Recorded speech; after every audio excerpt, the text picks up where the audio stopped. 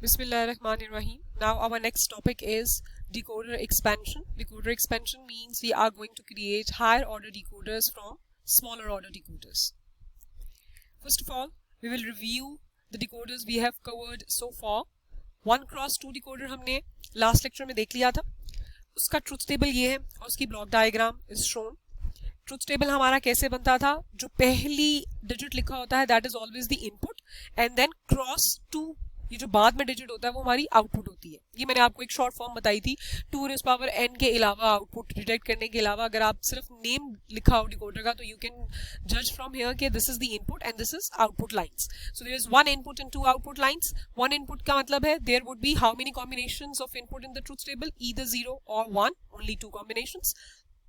And उसी के respective output पे आपको हाई आउटपुट मिलती है. अगर 0 है तो D0 1 होगा, अगर इनपुट 1 है तो D1 1 होगा. सिमिलरली 2x4 डिकोडर हमने पढ़ा था. 2x4 में 2 इनपुट्स है. 2 इनपुट्स का मतलब है कितनी इन कॉम्बिनेशंस हो गए, 0 0 0 1 1 0 1 1. Input combinations of the truth table हमारे 4 हो गए 2 पावर के अकॉर्डिंगली. एंड देन डिकोडर की आउटपुट कितनी है, दैट इज 4 आउटपुट्स D0 से लेके D3 तक.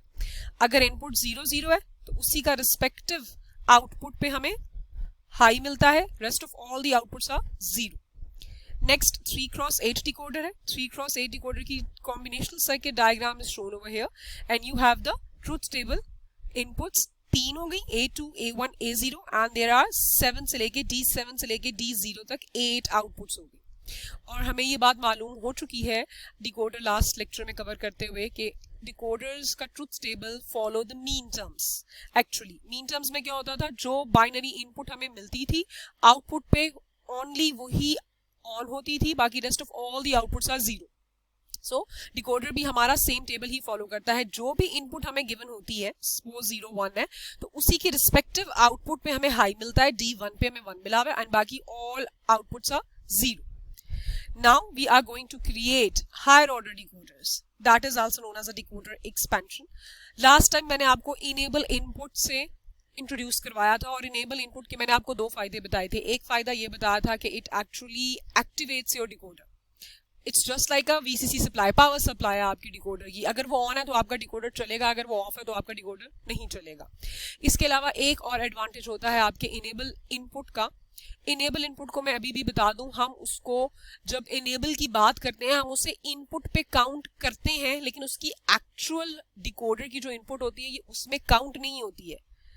ये उसमें काउंट नहीं होती है, लेकिन हम इसको इनेबल इनपुट का नाम क्यों देते हैं, वो इस वजह से देते हैं कि जब हम डिकोडर एक्सपेंशन करते हैं ना तो हम इनेबल को as a input of a decoder में काउंट करवा सकते हैं.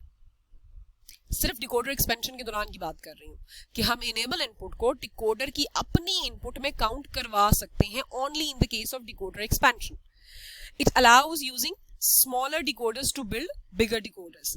हाउ, वो भी देख लेते हैं. We are going to create 3x8 decoder using 2x4 decoder. आपको क्वेश्चन की स्टेटमेंट सपोज गिवन है, it's an example. Using 2x4 decoder we are going to build 3x8 decoder. Required decoder कौन सा है आपने सबसे पहले ये देखना है. Requirement is you have to create 3x8 decoder. 3x8 decoder का ट्रूथ टेबल आपके सामने बना हुआ है. अब ट्रूथ टेबल में मैंने सिर्फ इनपुट साइड बनाई है. बेशक मैंने सिर्फ इनपुट साइड बनाई है, उसकी रीजन इनपुट साइड में आपका सब कुछ कवर हो रहा है. 3 इनपुट्स, ये देखिएगा 1 2 3 इनपुट्स एंड 8 कॉम्बिनेशंस है. और जाहिर बात है 8 कॉम्बिनेशन है तो ये बात हमें मालूम है it follows the mean terms.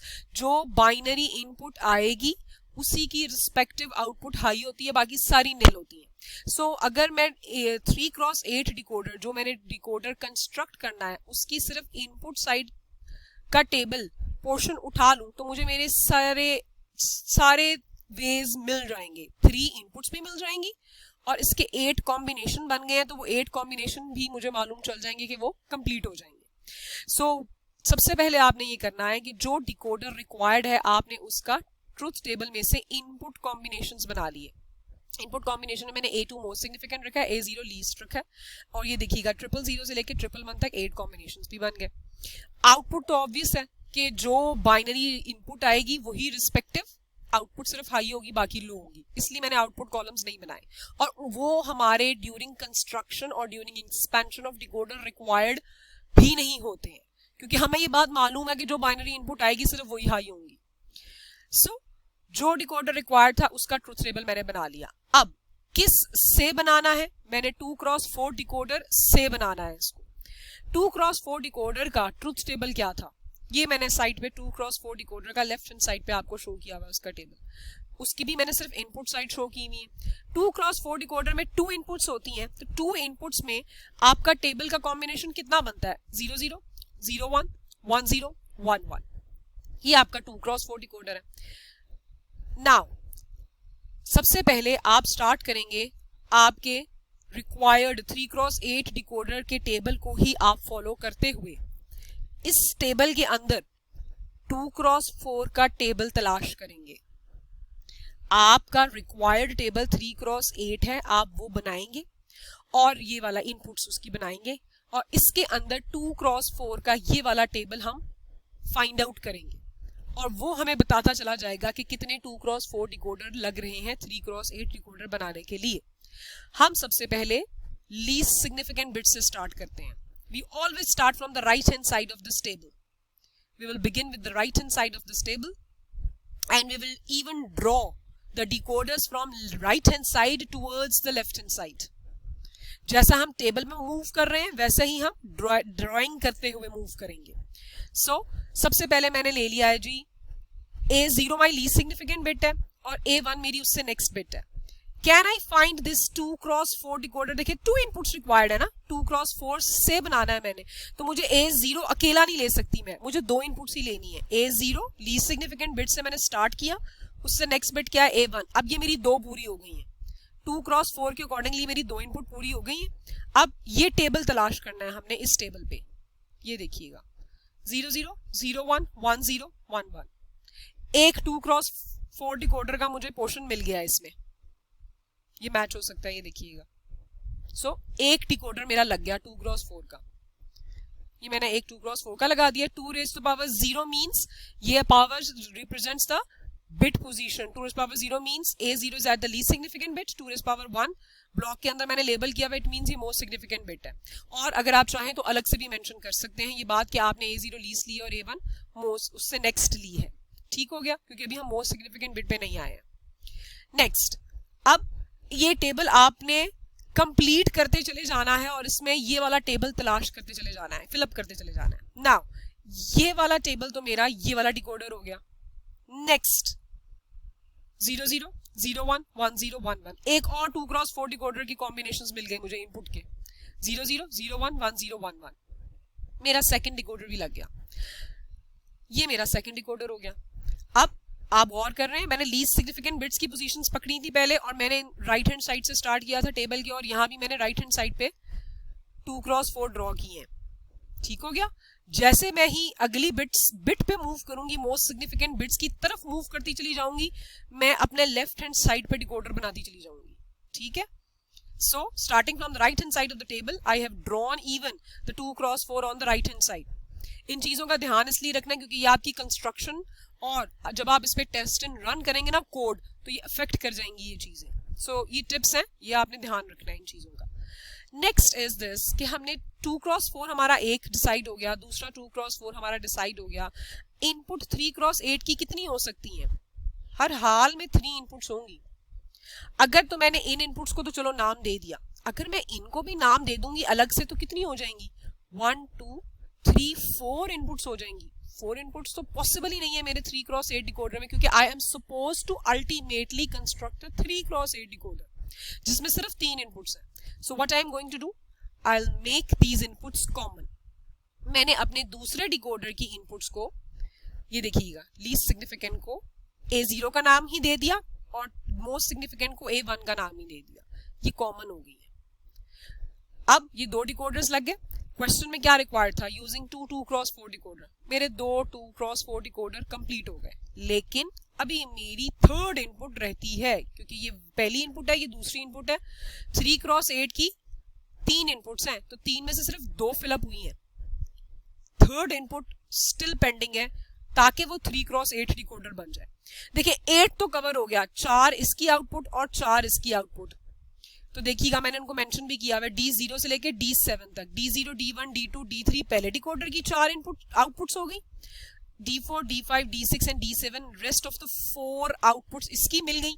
तो आपका D0 से लेके D7 तक 8 आउटपुट्स तो कंप्लीट हो गई 3x8 की। इनपुट साइड पे अभी आपकी सिर्फ 2 इनपुट्स कवर हुई हैं, एक इनपुट रहती है और आपको लिखा हुआ है कि आप सिर्फ 2 2x4 डिकोडर यूज कर सकते हैं, तो आपने 2 2x4 डिकोडर लगा दिए। Now what you will do, table पे गौर कीजिएगा। अब हम मोस्ट सिग्निफिकेंट बिट की पोजीशन की तरफ बढ़ रहे हैं। The most significant bit position shows, ये देखिएगा हाफ ऑफ द टेबल पे वैल्यू इसकी 0 है, रेस्ट ऑफ द हाफ में इसकी वैल्यू 1 है। तो क्या कोई ऐसी चीज लग सकती है जो ये हमारी बात फुलफिल कर सके? देखिएगा हाफ ऑफ द टेबल पे वो 0 है, हाफ ऑफ द टेबल पे वो 1 है। Yes, now we will use the enable pin. Enable pin को हम ये थर्ड इनपुट काउंट करवा देंगे इसकी।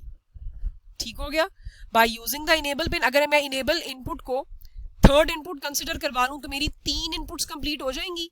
एंड बात क्या हो रही है यहाँ, हाफ ऑफ द टाइम पे वो 0 और हाफ ऑफ द टाइम पे वो 1 हो।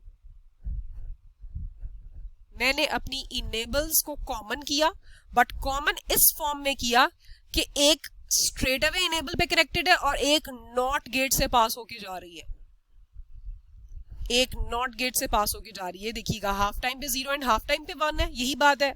मेरा ये सर्किट क्या करेगा नॉट गेट का, जब जब ये 0 है, जब तक ये 0 रहेगा यहां 1 होता जाएगा और ये वाला डिकोडर ऑन रहेगा, ऊपर वाला डिकोडर ऑन रहेगा और नीचे वाला ऑफ रहेगा। ऊपर के 4 कॉम्बिनेशंस पूरे हो गए, ये देखिएगा ऊपर के 4 कॉम्बिनेशन कंप्लीट हो गए। फिर जब मेरी ये इनपुट 1 हो जाएगी तो 1 से यहां क्रॉस होके ये नॉट 0 हो गया, ये इनेबल 0 हो गया। जब इनेबल 0 हो गया तो ये डिकोडर ही ऑफ हो जाएगा पहले वाला, और ये 1 डायरेक्टली यहां चला जाएगा। ये इनेबल ऑन हो गया, 1 हो गई इनेबल, तो ये डिकोडर ऑन हो जाएगा। देन ये देखिएगा ये 1 जब जब रहेगा तो मेरे नीचे वाले डिकोडर से मुझे सेकंड डिकोडर से आउटपुट मिलना शुरू हो जाएगी। टेस्ट एंड रन कर लेते हैं कोड ताकि आपको बेटर अंडरस्टैंडिंग आ जाए। देखिएगा 0, सबसे पहले पहला कॉम्बिनेशन रन करने लगी हूं मैं, that is 0 0 0। Most significant bit मैंने यहां लिख दी है A2। इनेबल को मैंने थर्ड इनपुट काउंट करवाते हुए उसको मोस्ट सिग्निफिकेंट का नाम दे दिया। A2 is 0, A1 is 0, A0 is 0, A2 is 0। अब क्या होगा, ये इनेबल था जो कि नॉट से कनेक्टेड है, ये 0 से इन्वर्ट हो गया, यहाँ 1 हो गया, ये 0 यहाँ नीचे गया। इसने क्या किया, इसने इस इनेबल को ऑफ कर दिया। एंड एज वी नो अगर इनेबल पे 0 हो तो वो डिकोडर मुझे आउटपुट दे सकता है, वो डिकोडर मुझे आउटपुट ही नहीं दे सकता। इन शॉर्ट की डिकोडर ही ऑफ हो गया, ब्लू वाला डिकोडर ही ऑफ हो गया। इसके पास इनेबल में 1 जा रहा है, इसका मतलब है मेरा येलो वाला डिकोडर हर हाल में मुझे आउटपुट देगा। नाउ अगली कॉम्बिनेशन A1 A0 0 0 है, A1 0 A0 0। ये देखिएगा आपकी तीनों बिट्स आ गई 0 0 0 0 0 0। अब इसने इस इनेबल को ऑन किया, ये आपका डिकोडर ऑन हो गया। इस पे आपके पास कॉम्बिनेशंस में क्या है 0 0। 2x4 डिकोडर के अकॉर्डिंगली अगर आपके पास कॉम्बिनेशन 0 0 आ रहा है तो इसकी कौन सी आउटपुट ने ऑन होना है, D0 ने। आपको D0 पे 1 मिल जाएगा। यही है ना हमारा 2x4 डिकोडर की वर्किंग, तो यही है कि 2 इनपुट्स हैं, उन पे कोड क्या रिसीव हुआ 0 0, सो D0 इज ऑन। अब आप देख सकते हैं 0 0 0 0 0 0 3x8 डिकोडर की वर्किंग, और 0 0 अगर 3x8 डिकोडर में रिसीव हो तो कौन सा आउटपुट हाई होगी, D0 ही हाई होगी। तो आपका अल्टीमेटली D0 ही हाई है। आपने 2x4 यूज करते हुए 3x8 बनाया है, जिसकी जो फंक्शनैलिटी है वो चीजें वो वैसे वैसे ही परफॉर्म कर रही हैं, मगर अल्टीमेटली आपके पास 3x8 डिकोडर बन रहा है। एक और कोड टेस्ट एंड रन कर लेते हैं। सपोज यहाँ स्टिल 0 है, ये स्टिल 0 है, ये डिकोडर ब्लू वाला स्टिल ऑफ है, पहले वाला ऑन है। मैंने अब कोड कौन सा रन करना है, मैं कोड रन कर रही हूँ जी 0 1 1। अगर मैं कोड 0 1 1 रन कर रही हूँ 0 1 1, तो ये वाला कोड है वो 0 1 1 0। ये 1 हो गया, ये वाला डिकोडर ऑन हो गया, ब्लू वाला डिकोडर ऑफ हो गया। 2x4 की 2 इनपुट्स पे 1 1 रिसीव हुआ, किसने ऑन होना है, D3 ने ऑन होना है। आप कोड रन करें 0 1 1 3 क्रॉस 8 के अकॉर्डिंगली 0 1 1 ऑन हो तो आपके D3 नहीं ऑन होना, तो आपका D3 ही ऑन है.